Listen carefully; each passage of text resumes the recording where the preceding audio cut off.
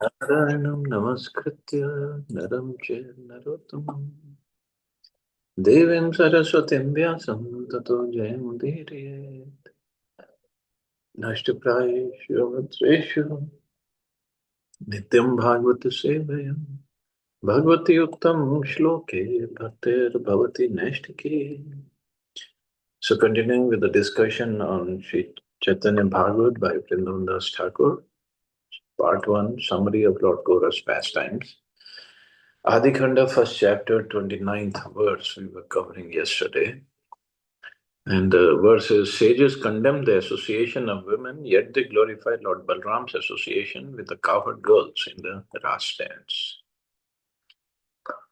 So, half purport we had covered, and further, Narad Muni speaks the following words to Maharaj Prachin Barhi in Srimad Bhagavatam, 4th canto. Those who are interested only in a so-called beautiful life, namely remaining as a householder entangled by sons and a wife and searching after wealth, think that such things are life's ultimate goal.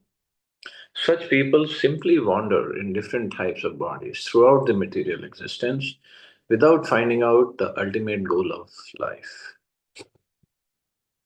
So such people simply wander in different types of bodies. If they think this is the only goal of life is have a nice family and enjoy with sons and wife and search after wealth. And this is 99.99% of population. This is what everybody is doing. Narad Muni describes the story of Puranjan and Puranjani to Maharaj Prachin Barhi in the 4th canto of Srimad Bhagavatam from chapter 25 verse 10 to chapter 29 verse 51. Yet he particularly points out the ill effects of associating with women and the benefits of pleasing Lord Hari in verse 28 of the 28th chapter. So, so that's why Srimad Bhagavatam is called Amala Puran. And all the Katav Dharma, cheating religions, because people say, this is my Dharma, this is my Dharma. Dharma means I have to live for my family, I have to live for my community, I have to live for my country. These are all cheating religions. Because cheating in the sense, and this is all temporary. What's the ultimate goal? And if we work on the ultimate goal, means serving Krishna, developing love for Krishna, we will not neglect the other duties. But that's not the goal of life. We are not going to neglect. Nobody says neglect the responsibilities. And Krishna also helps in taking care of those duties. Arjun wanted to run away from the battlefield.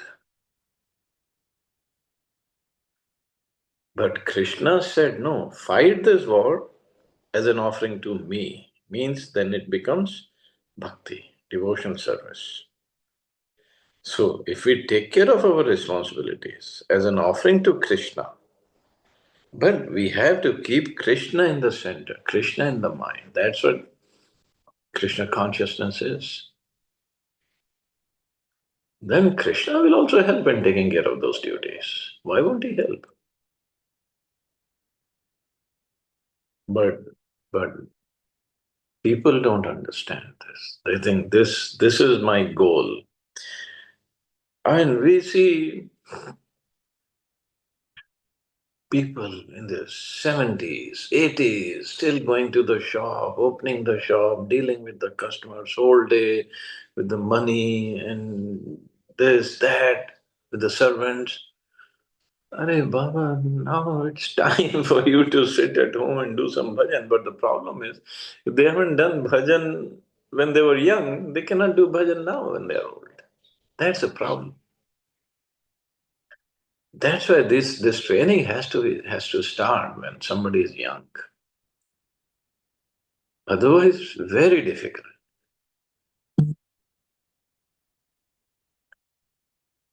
Again, in the Srimad Bhagavatam, 4th canto, Narad Muni further explains to Maharaj Prachin Barhe My dear king, women who's very attractive in the beginning, but in the end very disturbing, is exactly like the flower, which is attractive in the beginning and detestable at the end. Because the flower, once it is loses its aroma and a nice shape, nobody likes it. With women, the living entity is entangled with lusty desires, and he enjoys sex just as one enjoys the aroma of a flower. He thus enjoys a life of sense gratification, from his tongue to his genitals, and in this way, the living entity considers himself very happy in family life.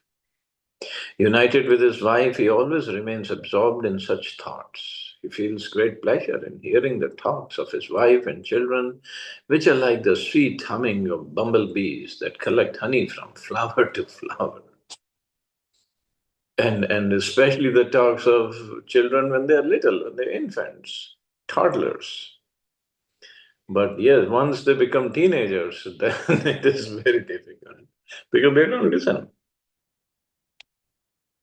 He forgets that before him is time, which is taking away his lifespan with the passing of day and night. He does not see the gradual diminishing of his life, nor does he care about the superintendent of death, who's trying to kill him from behind. Superintendent of death, Yamraj, who's trying to kill him from behind. Behind means person is just unaware. Yamraj is going to come anytime. Anytime. The last moment is going to come. And are we ready for that time? Just try to understand this. You're in a precarious position and are threatened from all sides. My dear king, just try to understand the allegorical position of the deer. Be fully conscious of yourself and give up the pleasure of hearing about promotion to heavenly planets by fruitive activity. Give up household life, which is full of sex, as well as stories about such things, and take shelter of the Supreme Personality of Godhead through the mercy of the liberated souls. In this way, please give up your attraction for material existence. But Maya is so strong. It just doesn't let us give up this attraction for material existence, even though we are suffering. Everybody is suffering, whether it is birth, old age, disease, and then death, or adibhautik, adhyatmik, adidevik klesha. Everybody is suffering. Nobody wants to give it up. That's the biggest anomaly. And give up means give up the attraction. Don't give up the duties. Take care of your spiritual duty, spiritual responsibility. And this is what it is written. Give up household life, which is full of sex, as well as stories about such things, and take shelter of the Supreme Personality of Godhead through the mercy of the liberated souls. So Prabhupada has very merciful. He has given us a whole program. He has given us books, given us chanting, four principles, temples, associations, services. All we have to do is just engage ourselves more and more and more and more. In his narration about the householder Vaishnav, King Priyavrat, Sri Shukdev Goswami spoke to Parikshit Maharaj in the Srimad Bhagavatam, 5th canto as follows. He greatly loved his wife, Bhareshmati, and with the increase of days, their exchange of nuptial love also increased. By her feminine behavior as she dressed herself, walked, got up, smiled, laughed, and glanced about, Queen Bhareshmati increased his energy. Of course, increased his energy for enjoying more with her. Thus, although he was a great soul, he appeared lost in the feminine conduct of his wife. He behaved with her just like an ordinary man, but actually he was a great soul. So this is how how attraction works. In the same chapter of Srimad Bhagavatam, verse 37, King Priyavrata condemned his life of material enjoyment as follows. Alas, how condemned I have become because of my sense gratification. I have now fallen into material enjoyment, which is exactly like a covered well. I have had enough. I'm not going to enjoy anymore. Just see how I have become like a dancing monkey in the hands of my wife. Because of this, I'm condemned.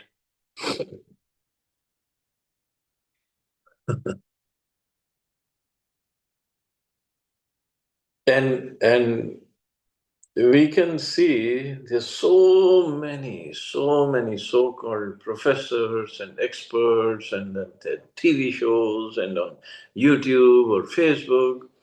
So many people come and talk about how to take care of your relations, and coaches are there, and they charge lots of money. How you should have better relation with your wife, with your family, with your children, what you should do, and this and that. And in the end, actually, it is nothing. It goes nowhere. And here, Prabhupada and other Vaishnavas also, they're giving this knowledge for free. And nobody is ready to take it. Nobody wants it. Nobody wants to. Not nobody, not many people, many people, they just don't want to hear it, don't want to engage in it. In our auditorium at ISKCON Delhi, when I was in charge, I'm forgetting the name of that association, and they used to come and many times they did bookings many times. And they used to charge every attendee 5,000 rupees for a session. Session was, uh, I think whole day session. And the coaching, lifestyle coaching, and this and that.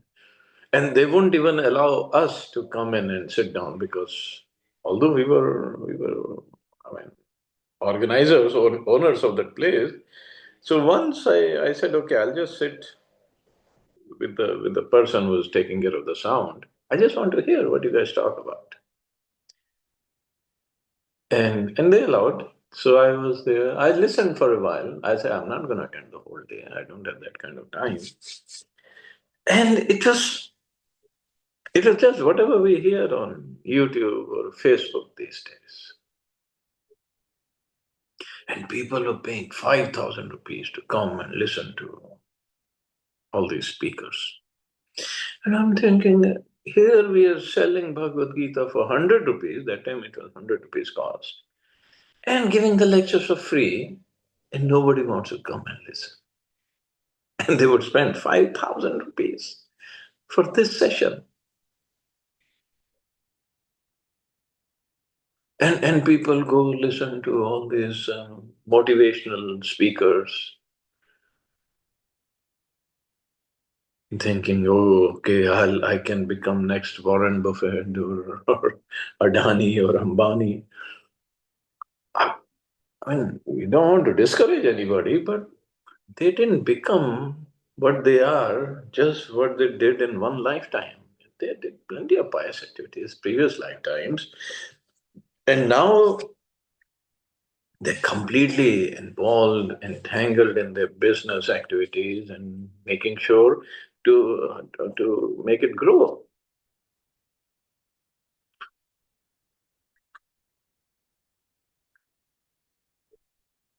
But in the end, what? Are they doing bhakti? Are they going to get out of the cycle of birth, old age, disease, and death? Are they going to take birth next life? And do they know where they're going to take birth next life? Are they going to be still so rich next life? Don't know.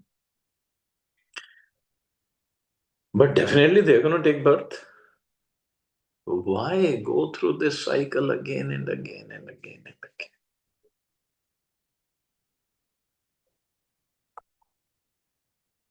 In this Srimad Bhagavatam, fifth canto, Lord Rishabdev speaks to his sons as follows. It's a verdict of all Shastras and great personalities that by serving a pure devotee, one attains the path of liberation. However, by associating with materialistic people who are attached to material enjoyment and women, one attains the path of darkness. It's a path of darkness.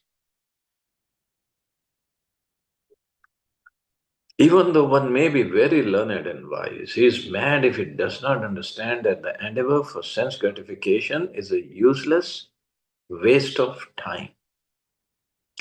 Being forgetful of his own interests, he tries to be happy in the material world, centering his interests around his home, which is based on sexual intercourse and which brings him all kinds of material miseries. In this way, one is no better than a foolish animal. The attraction between male and female is a basic principle of material existence. On the basis of this misconception, which ties together the hearts of the male and female, one becomes attracted to his body, home, property, children, relatives, and wealth. And one becomes attracted to his body, home, property, children, relatives, and wealth. And so attachment, so attached, so strong this attachment is that one doesn't want to leave. When somebody is dying, he knows he's going to leave all this, and he cries and so much of a pain. And it's explained like 12,000 scorpions are biting at the same time. That much pain is there.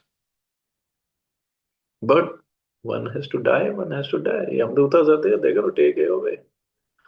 In this way, one increases life's illusions and thinks in terms of I and mine. Janas moho ayam aham mameti. When the strong knot in the heart of a person implicated in material life due to the results of past action is slackened, one turns away from his attachment to home, wife, and children. In this way, one gives up the basic principle of illusion, I and mine, and becomes liberated. Thus, one goes to the transcendental world.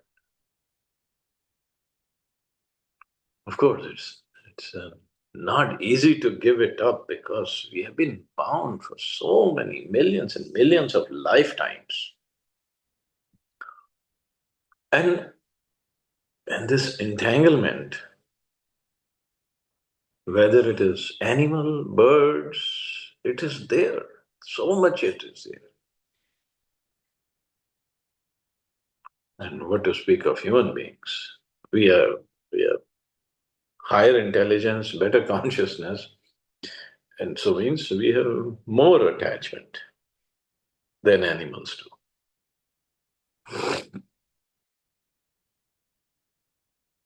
After Ajamil was freed from the clutches of the Yamdutas by the mercy of the Vishnu Dutas, he condemned his life of material enjoyment in the following verses from Srimad Bhagavatam, sixth canto. Because of identifying oneself with the body, one is subjected to desires for sense gratification, and thus one engages in many different types of pious and impious action. This is what constitutes material bondage. Now I shall disentangle myself from my material bondage, which has been caused by the Supreme Personality of Godhead's illusory energy in the form of a woman. Being a most fallen soul, I was victimized by the illusory energy and have become like a dancing dog led around by a woman's hand. Now I shall give up all lusty desires and free myself from this illusion. I shall become a merciful, well wishing friend to all living entities and always absorb myself in Krishna consciousness. Simply because I chanted the holy name of the Lord in the association of devotees, my heart is now becoming purified. Therefore, I shall not fall victim again to the false lures of material sense gratification. Now that I have become fixed in the absolute truth, henceforward, I shall not identify myself with the body. I shall give up false conceptions of I and mine and fix my mind on the lotus feet of Krishna. So much is required, so much. But our desires for sense gratification, they are unlimited desires, unlimited. And and come to analyze it, what is sense gratification? I mean, just to enjoy my senses, five working senses, five knowledge acquiring senses, and then mind is 11th sense. That's all, which is not spiritual at all, nothing. It's all material. But the desire is, even when somebody becomes old, this desire to enjoy the senses, they just don't go away. Not on their own. They just don't go away. And especially the sex desire, it just doesn't go away. That's why Bhagavad Gita, Krishna says, give it the higher taste, and then the lower taste goes away. So higher taste. That's why this these principles and the practices are given by Prabhupada. Chant 16 rounds every single day. A minimum, one should chant more. Then there is a chance that we are taking shelter of Krishna, running or taking less shelter of Maya at the time, at least for the time being when we are chanting and doing other services, we are not thinking of Maya and praying to Krishna, please keep me in your shelter so that I don't fall victim again. But this practice every day we have to do, every single day. And more we understand how I'm entangled by Maya, how I'm suffering here, more strongly we take shelter. We hold on to Krishna's lotus. Oh, Krishna, please don't let me go. You please save me. That's why Mahaprabhu said in the Shikshashtakam, Ainanda tanuja kinkaram patitam mam vishme bhavam. Kripya tav pada pankaj sita dhuli sadrisham vichintaya. That, oh Krishna, oh Nanda Tanuj, somehow or other I've fallen into the ocean of miseries. But please, you keep me. Because he's saying, I don't have strength on my own. You keep me as a particle of dust at your lotus feet. Please, you do that. And Krishna is always there to help. Krishna is there, acharyas are there, they're always there. But we have to make up our mind and with determination, just keep on praying. That's okay, still the purport will go on. It's a long purport. We'll take it up from where we left today. Okay, we'll stop here. See anybody has any questions or comments?